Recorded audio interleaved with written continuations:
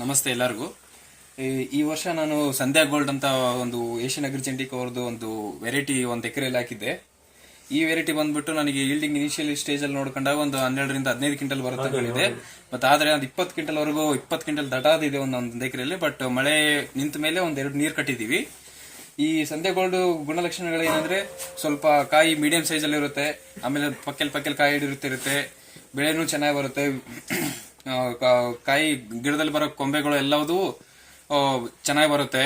ಆಮೇಲೆ ಗಿಡ ಎಷ್ಟು ಕಾಯಿ ಹಿಡಿದ್ರು ಗಿಡ ಬಗ್ಗಲ್ಲ.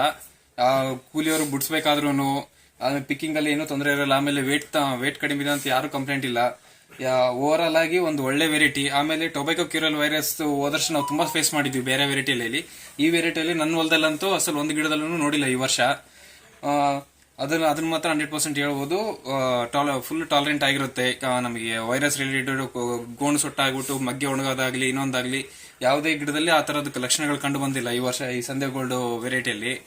ಬೇರೆ ವೆರೈಟಿಲಿ ಕಂಡ್ರು ಈ ಸಂಧ್ಯಾ ಗೋಲ್ಡ್ ವೆರೈಟಿಲಿ ಅಸಲು ಬಂದೇ ಇಲ್ಲ. ಆಮೇಲೆ ಇನ್ನೊಂದು ಅತಿ ಸ್ವಲ್ಪ ಹತ್ರನೂ ಇಟ್ಕೋಬಹುದು.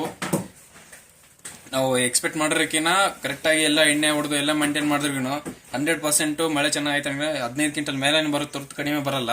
ನಾನು 9 ಸರಿ ಎಣ್ಣೆ ಹೊಡೆದಿದ್ದೀನಿ. 9 ಸರಿ 10 ದಿನ ಅಂತರದಲ್ಲಿ 10 ದಿನಕ್ಕೆ ಒಂದ್ ಬಾರಿ ಎಣ್ಣೆ ಹೊಡ್ಕೊಂತ ಹೋದ ತಕ್ಷಣ ಈ ತರ ರಿಸಲ್ಟ್ ಬಂದಿದೆ. ಇದು ಈ ಸಂಧ್ಯಾ ಗೋಲ್ಡ್ನ ವಿಶೇಷತೆ. ಆಮೇಲೆ ಕಾಯಿನೂ ತುಂಬಾ ಸಣ್ಣಗಿರಲ್ಲ, ಮೀಡಿಯಂ ಸೈಜ್ ಅಲ್ಲಿ ಇರುತ್ತೆ. ಪಿಕ್ಕಿಂಗ್ ಆಗ್ಲಿ ಇನ್ನೊಂದು ಯಾವ್ದೇ ರೀತಿಯಿಂದ ಸಮಸ್ಯೆ ಇರುವುದಿಲ್ಲ. ಆಮೇಲೆ ಮೇಜರ್ ಆಗಿ ಅರ್ಲಿ ವೆರೈಟಿ ಬೇರೆ ವೆರೈಟಿ ಕಂಪೇರ್ ಮಾಡ್ಕೊಂಡ್ರೆ ಸ್ವಲ್ಪ ಎಲ್ಲ ವೆರೈಟಿಗಿನೂ ಒಂದು ಜಲ್ದಿನೇ ಬರುತ್ತೆ ಕಾಯಿ. ಸೊ ನಾವು ಮಾರ್ಕೆಟ್ ಅಲ್ಲಿ ಬೇಗನೆ ತಗೊಂಡು ಬೇಗ ಮಾರ್ಕೋಬಹುದು.